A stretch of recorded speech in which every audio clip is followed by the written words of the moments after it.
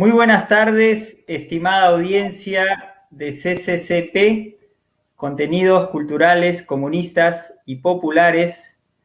En esta oportunidad, empezando ya el mes de febrero, hoy lunes 1 de febrero del 2021, como hemos hecho habitual, hoy tenemos un programa que busca rescatar la memoria histórica de las luchas del pueblo peruano.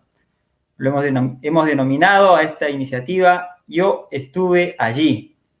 En Yo Estuve Allí entrevistamos a diversos personajes y personalidades que han participado en gestas que son ejemplo de lucha del pueblo peruano. Y hoy tenemos al compañero Gustavo Espinosa Montesinos, quien gentilmente ha accedido a acompañarnos para narrarnos, para ilustrarnos acerca de una gesta muy importante, y sobre eso hablaremos el día de hoy. ¿Cómo está, compañero Gustavo Espinosa? Bien, muchas gracias, mucho gusto de estar con ustedes, a disposición ciertamente para lo que consideren conveniente, tratando de aportar con la idea de no solamente hacer rememoranza de la historia, sino ver las perspectivas del movimiento hacia adelante, ¿no? Muchas gracias, compañero, muchas gracias por su tiempo, su disposición. Bueno, Gustavo Espinosa ya huelga en presentaciones, ha sido diputado por Izquierda Unida, dirigente sindical, dirigente de la CGTP, dirigente estudiantil. Y en esta oportunidad con él queríamos conversar acerca de la primera huelga nacional universitaria. La primera huelga nacional universitaria. Justamente escuchábamos en la columna que usted, compañero Gustavo Espinosa, tiene en Comunicambio, la columna Línea de Clase, y mencionaba ese hecho, la huelga nacional universitaria de 1960. Nos llamó la atención poderosamente y quisiéramos, por favor, que nos dé un breve contexto, un contexto de ese momento, de esa gesta, de esa lucha de la huelga nacional universitaria de 1960. Usted mencionaba ahí en la columna que tiene en Línea de Clase que fue la primera huelga nacional universitaria. Quisiéramos nosotros un poco el contexto de aquel momento, por favor. Bueno, el contexto estuvo marcado por el gobierno de Prado, era el gobierno de la convivencia. La convivencia era el acuerdo político entre los banqueros y el APRA.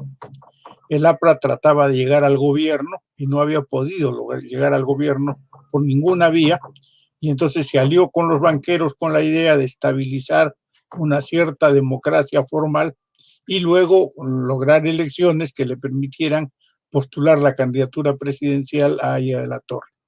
En ese contexto, el objetivo del APRA era ganar el control de las instituciones y de las organizaciones, meterse donde pudiera para controlar. La voracidad del APRA era insaciable y los métodos agresivos y violentos eran prácticamente pan del día.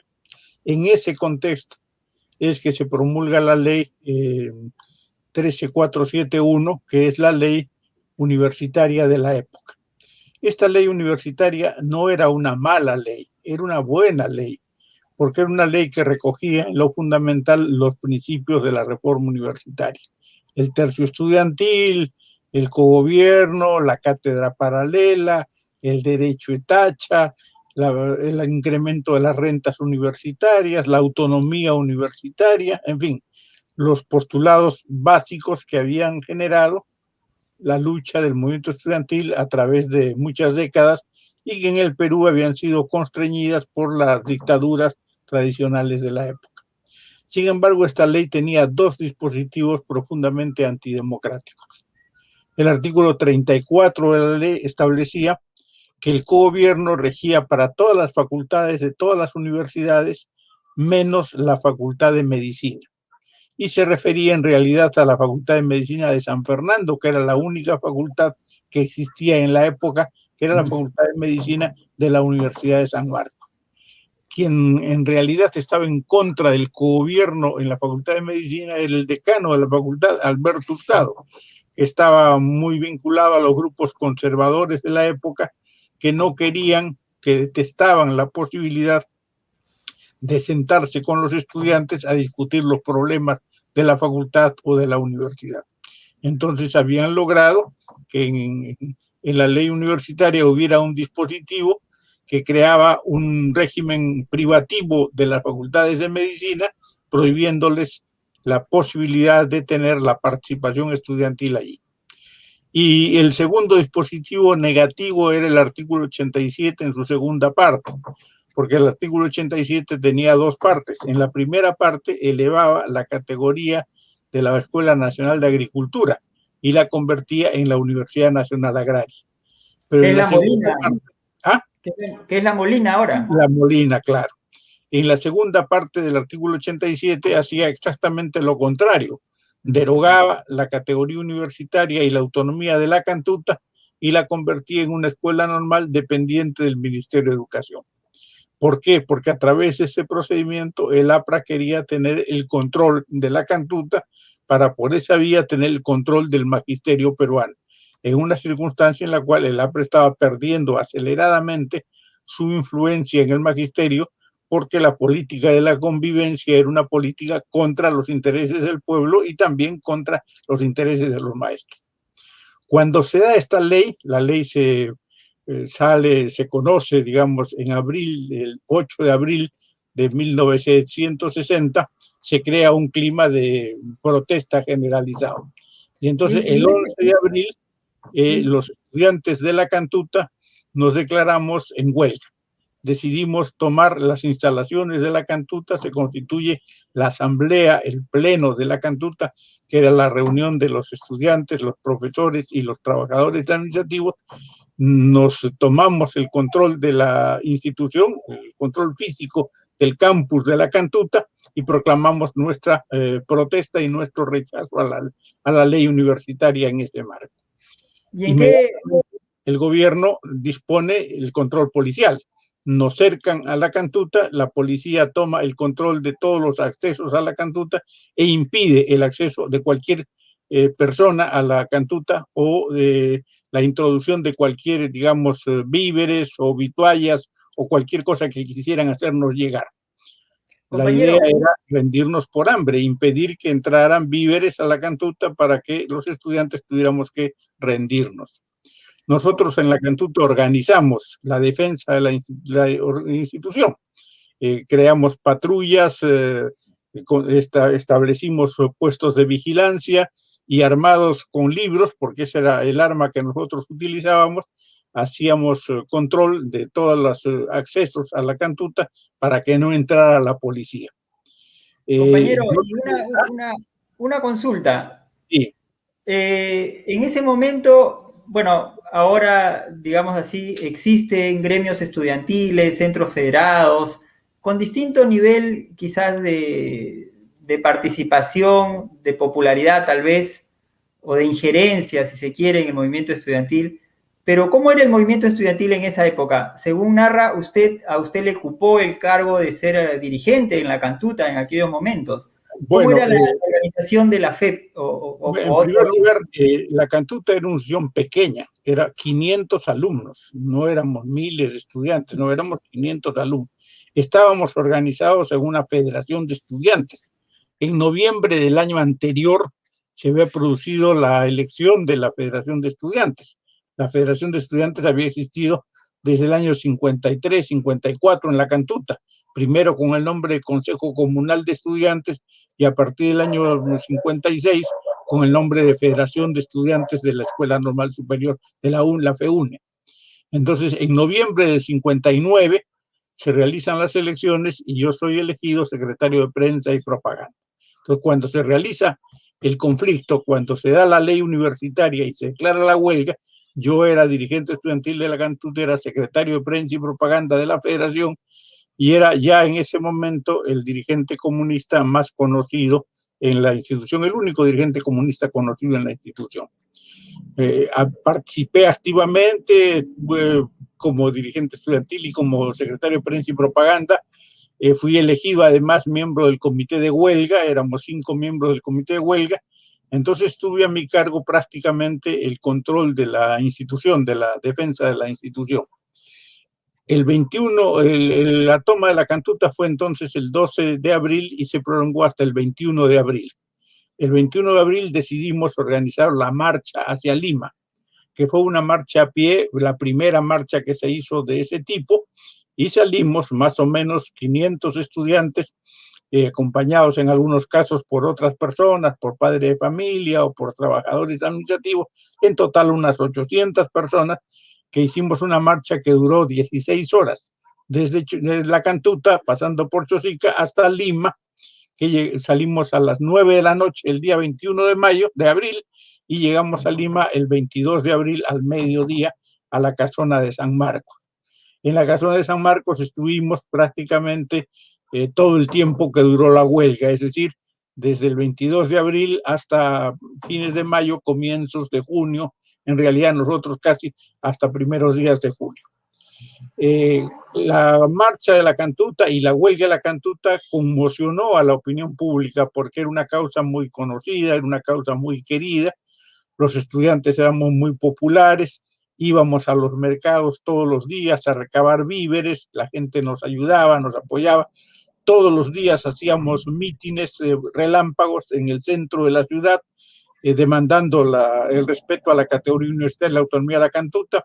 Visitábamos a todas las instituciones y organizaciones, íbamos al Congreso de la República, íbamos a las instituciones de cultura, a las universidades, a los sindicatos, a los colegios, entrevistábamos a los maestros, hacíamos una actividad múltiple, muy activa, con el propósito de ganar la adhesión de la gente.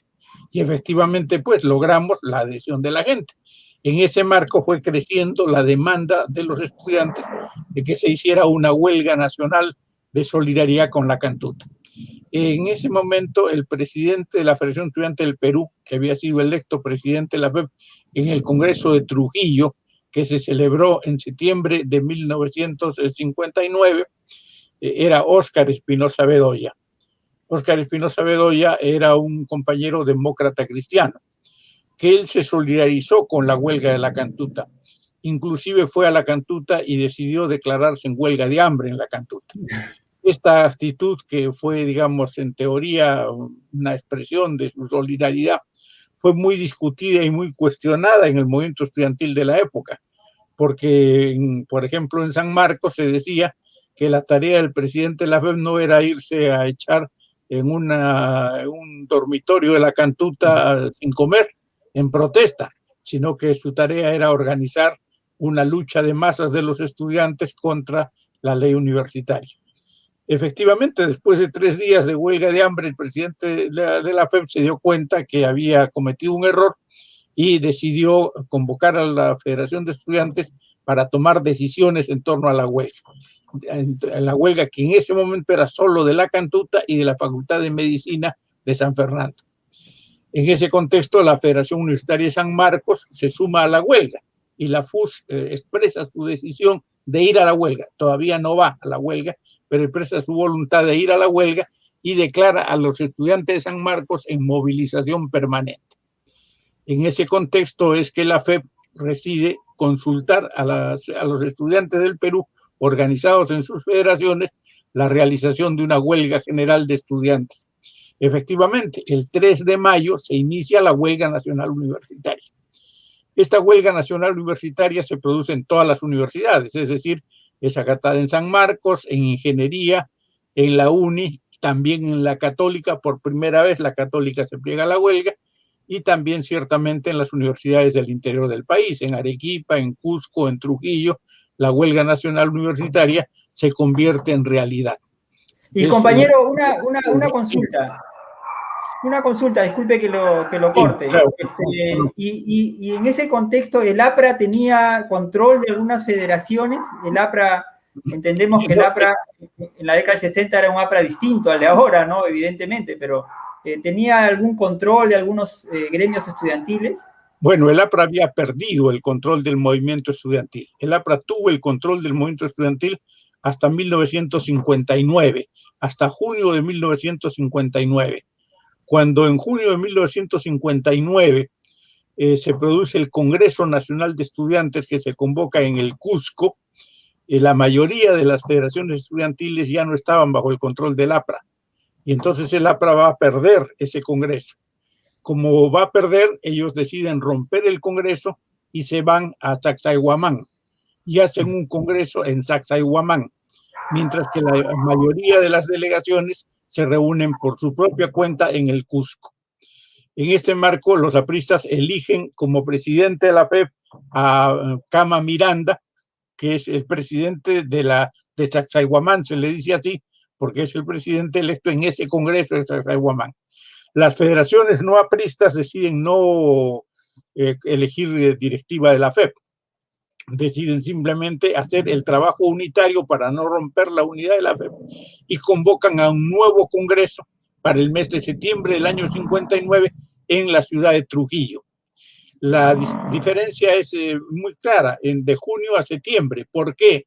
Porque en agosto se realizaban las elecciones de San Marcos y en esas elecciones de San Marcos era decisiva la victoria. Si el APRA ganaba las elecciones de San Marcos, iba a poder mantener influencia en la FEP, y si perdía las elecciones de San Marcos, iba a perder definitivamente el control de la FEP.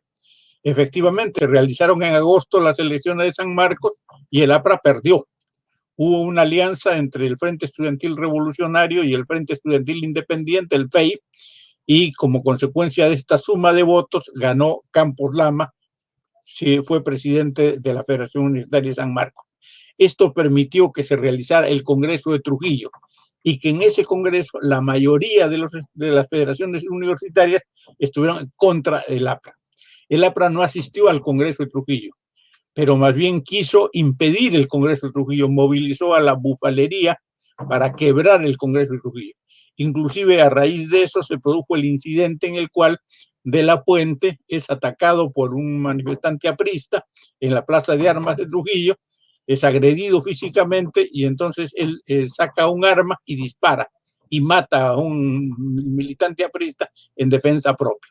Esto genera un gran escándalo nacional, etcétera, pero ese era el clima de violencia que se vivía en Trujillo en los días que se iba a realizar ese congreso.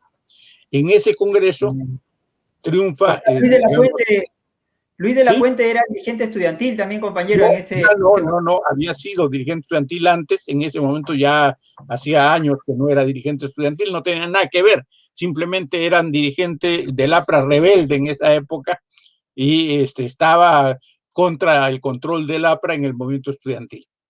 Bueno, pero cuando se realiza el Congreso en Trujillo y se hace la elección de la directiva de la FEP, ganan los demócratas cristianos. ¿Por qué? Porque todo el frente antiaprista era una alianza donde estaban demócratas cristianos, axiopopulistas, independientes, socialistas y comunistas. En su mayor parte, los demócratas cristianos y los axiopopulistas lograron el apoyo de los independientes. Y efectivamente, en la elección ganaron por 48 votos a 44 el control de la Federación Estudiantil del Perú. Salió Óscar Espinosa Bedoya como presidente de la FEP y perdió Campos Lama, que obtuvo solo 44 votos, razón por la cual perdió.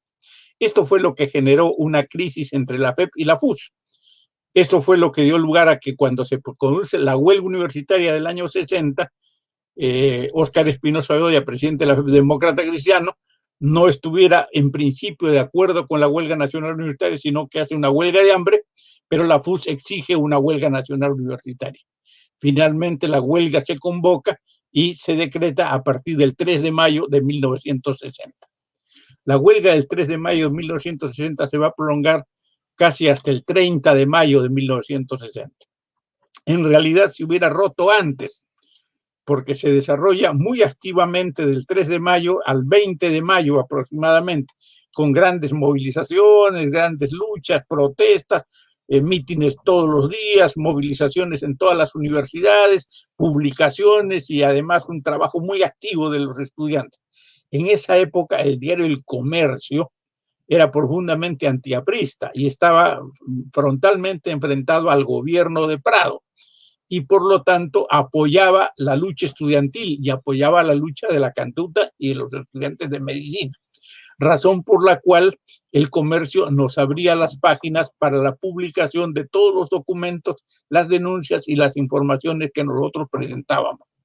Por eso teníamos una mayor audiencia, porque, digamos, había dos periódicos en esa época, era El Comercio y La Prensa. El Comercio, que representaba los intereses, entre comillas, nacionalistas, patrióticos, más o menos progresistas, y La Prensa, que era el diario de Beltrán, que era el diario del gobierno, porque Beltrán era el primer ministro y aplicaba la política económica del Fondo Monetario Internacional, que nosotros combatíamos y enfrentábamos. Por eso es que la huelga va a durar desde el 3 de mayo hasta el 20 de mayo aproximadamente. Lo que ocurre es que el 20 de mayo se produce un mitin en el Parque Universitario, que es uno de los mítines centrales de la huelga. Este mitin fue brutalmente atacado por la policía. Nunca antes se había producido una represión tan violenta, porque en general todos los días había represión, todos los días nos agarraban a palos en todas las esquinas, pero nunca con la crueldad, el ensañamiento, la violencia y el odio con que nos trataron en esa circunstancia la noche del 20 de mayo en el Parque Universitario. Esa vez no se limitaron a tirar bombas lacrimógenas y a disolverlos, sino que agredieron físicamente y golpearon a mansalva, digamos, con la crueldad más perversa a todos los estudiantes que pudieron capturar. Y esa noche capturaron a varios estudiantes, entre ellos varios estudiantes de la UNI, de la Universidad Nacional de Ingeniería, y los recluyeron en el penal del Sexto, en la sexta comisaría, digamos, en el anexo a la sexta comisaría en el penal del Sexto. Y lo que se dijo en ese momento es que los habían encarcelado en el penal del Sexto en lugares donde estaban solamente delincuentes comunes, y que estos chicos, estudiantes universitarios de la UNI, habían sido vejados, maltratados, incluso agredidos físicamente por los delincuentes mientras estaban detenidos. Cuando esto se supo el día 26, mejor dicho, se supo el día 27, porque eso se produjo entre el 25 y el 26, entonces se denunció el asunto el día 27. Y se denunció de tal manera que inmediatamente el rector de la UNI, ingeniero Valverde, convocó al Consejo Universitario, inmediatamente a la Asamblea Universitaria de la UNI, y denunció públicamente lo que había ocurrido con sus estudiantes. Y entonces se hizo una marcha de todos los estamentos de la Universidad de Ingeniería a la Plaza San Martín y luego al Poder Judicial para demandar al Poder Judicial una intervención para que se sancionara inmediatamente esta violación de los derechos humanos que había ocurrido con estos estudiantes de la UNI. Bueno, esto conmocionó a Lima en ese momento. Claro, los periódicos, El Comercio le dio un gran vuelo a esta denuncia, los medios de comunicación no pudieron ocultarlo, se generó un clima de rechazo abrumador al gobierno de la convivencia por este acto que se consideró salvaje, primitivo, perverso. Y luego, inmediatamente después, los días 20, esto fue el 20, entonces 22, 23 de mayo hubo grandes expresiones de protesta. Y el 25 de mayo se convocó un mitin en la Plaza San Martín para exigir la renuncia del ministro del Interior, que era el ministro del Interior, que era Carrillo Smith, y el presidente del Consejo de Ministros, que era Gallo Porras. Bueno, en este marco ocurrió que el presidente de la República estaba fuera del país, estaba en Argentina, se había ido a Argentina por razones de cumplimiento de sus funciones. Entonces, cuando se produce el mitin en la Plaza San Martín, el vicepresidente, que era Gallo Porras, que era vicepresidente y presidente del Consejo de Ministros en ese momento, decide asistir al mitin de los estudiantes en la Plaza San Martín, que estaba repleta, estaba full, como las manifestaciones que hemos visto en los últimos meses, años, digamos, en el Perú, en la Plaza San Martín. Así era una manifestación que estaba repleta la Plaza San Martín. Bueno, a esa manifestación llega Gallo Porras como presidente de la República, digamos, a informar que el gobierno había decidido la renuncia del ministro del Interior, del señor Carrillo Smith. Y había aceptado también la renuncia del ministro de Educación, el señor Rubio Rolando, contra el cual se había desatado toda la lucha de los estudiantes de la Cantuta. O sea, la renuncia de Carrillo Smith y la renuncia de Rubio Rolando prácticamente abrían la perspectiva de resolver el conflicto, porque se lograba sancionar a los represores del movimiento estudiantil, pero al mismo tiempo se abría una puerta de salida al conflicto de la Cantuta. Sin embargo, los manifestantes en la Plaza San Martín no están de acuerdo con lo que ha ofrecido Gallo Porras y le exigen a Gallo Porras la renuncia del gabinete Beltrán, que renuncie Beltrán y que caiga su gabinete. Esto no se produce, pero de todos modos hay una protesta muy grande, continúa la movilización y la huelga, que ya estaba prácticamente por terminar porque no había fuerza para mantenerla. Los estudiantes de la Católica ya querían levantar la huelga, en la UNI también había la tendencia a levantar la huelga, en la agraria también la huelga se rompía. Entonces, este conflicto del 25, digamos, de esta semana de mayo, del 20 al 25 de mayo, genera una crisis mayor y da lugar a que se reflote el movimiento. Y la huelga se logra mantener más o menos hasta el 30 de mayo. Ya el 30 de mayo no se resiste más, se levanta la huelga. Y como termina la huelga nacional universitaria, se hace un balance, se había logrado efectivamente que el decano de la Facultad de Medicina de San Fernando renuncie. Con él renuncian todos los profesores de la Facultad de Medicina. La Universidad de San Marcos, el Consejo Universitario de San Marcos decide reorganizar la Facultad de Medicina y dispone que efectivamente los estudiantes participen en el cogobierno.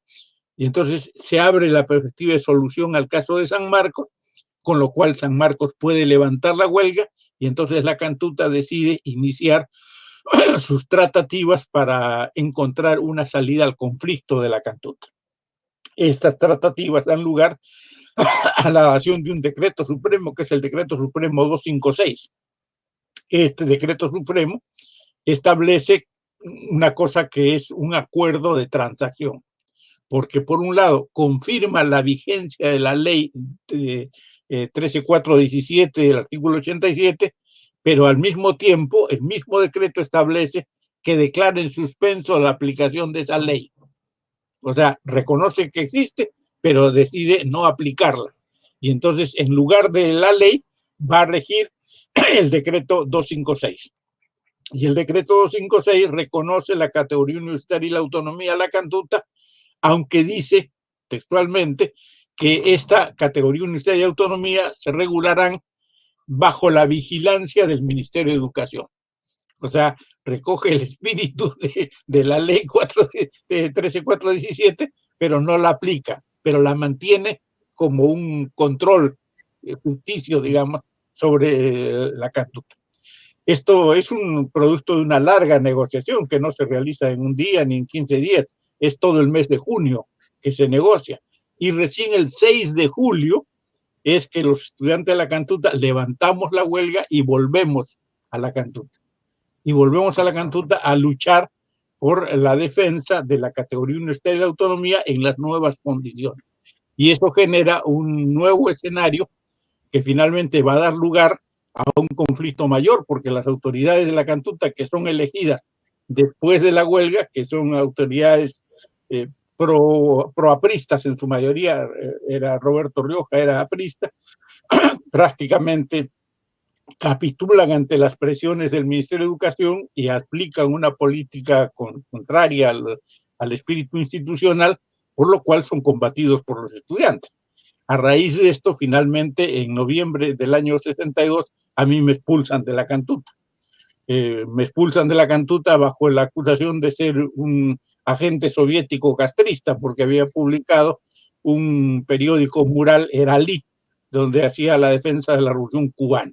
Pero en realidad todo el conflicto era producto de la situación que se había generado en la post-huelga nacional universitaria del año 60. En este contexto, después, el año 63, en octubre del 63, se realizará el Congreso de Estudiantes de Ayacucho. En ese congreso me eligen presidente de la Federación Estudiantil del Perú y yo tomo como, digamos, compromiso de honor el reiniciar la huelga nacional universitaria para lograr la devolución de la categoría universitaria y la autonomía de la cantuta. Efectivamente, trabajamos eso y organizamos la segunda huelga nacional universitaria, que es la huelga de mayo, del 11 al 21 de mayo de 1964, donde demandamos la vigencia plena del pasaje universitario, la devolución de la categoría universitaria y la cantuta, la reorganización de la Universidad del Centro y un conflicto menor que se presentó en la Universidad del Centro con unos estudiantes que fueron heridos en el Cerro Santa Rosa en unas prácticas de inclusión premilitar. Esta huelga nacional universitaria del año 64 también es una huelga muy activa, de grandes movilizaciones, de participación constante de los estudiantes, de luchas y de enfrentamientos callejeros cotidianos con la policía, pero finalmente triunfa.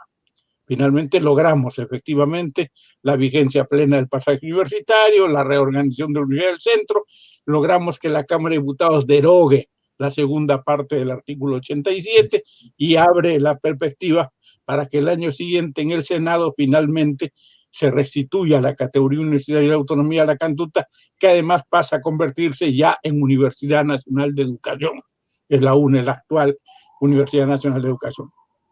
Por eso nosotros decimos que la huelga del 60 fue la primera huelga nacional universitaria y la del 64 fue la última huelga nacional universitaria, porque son las dos huelgas de un mismo proceso, que es la lucha del movimiento estudiantil en los años 60. Compañero, ha sido bastante ilustrativo, bastante didáctico. Estoy seguro que la audiencia sabe valorar altamente las experiencias y sobre todo contadas de alguien que ha sido protagonista de aquella gesta. Compañero, hemos llegado lamentablemente al tiempo asignado. No queremos tampoco cansar a la audiencia que suele verlo pues repetido, ¿no? Lo ve ya cuando está cargado en las redes sociales. Quisiéramos, por favor, compañeros, sus palabras finales, sus palabras de despedida, de reflexión para esta nueva generación, la nueva generación de estudiantes. Quisiéramos escucharlo, compañero. Bueno, yo lo que podría decir es que lamentablemente las posiciones ultraizquierdistas quebraron el movimiento estudiantil después en el Congreso del Cusco en 1964 y a partir de ahí nunca más se pudo recomponer la unidad del movimiento estudiantil. El movimiento estudiantil perdió vigencia. La Federación Universitaria de San Marcos prácticamente desapareció, la Federación de Estudiantes del Perú nunca más volvió a existir, después nunca más ha vuelto a haber una organización estudiantil o un movimiento estudiantil organizado, coherente, cohesionado, firme y sólido como en esa época. El movimiento estudiantil tuvo algunos chispazos de lucha en una circunstancia concreta, pero muy episódico y desapareció. Bueno, ahora es muy importante que el movimiento estudiantil trate de superar la crisis, de reorganizarse, de reestructurarse desde la base misma, es decir, en las propias universidades, en las aulas, los estudiantes elijan sus delegados de aula, los delegados de aula se incorporen a sus centros federados, se organicen los centros federados organicen sus federaciones y sus federaciones organicen una federación estudiantil del Perú que tiene que ser un frente único. Hay estudiantes apristas, hay estudiantes demócratas cristianos, estudiantes comunistas, estudiantes sin partido. Todos deben estar representados en la FEP porque la FEP tiene que ser una organización que represente a todos los estudiantes.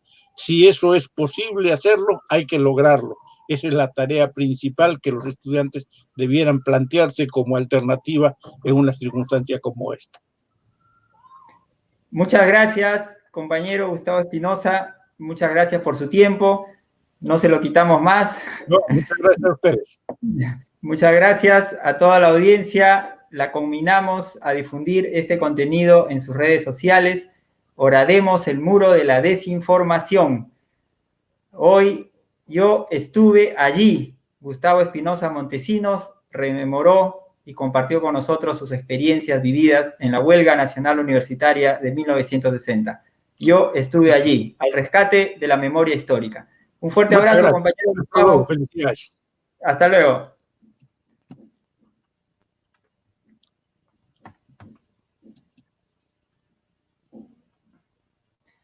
Bien, pasó el compañero, no queremos, acá acabamos de ver que hay un saludo, ahí lo vemos, mi saludo y al expositor. Muchas gracias al compañero Marcelo Rojas por tu mensaje. Hasta la vista, compañeros. Hasta la victoria siempre.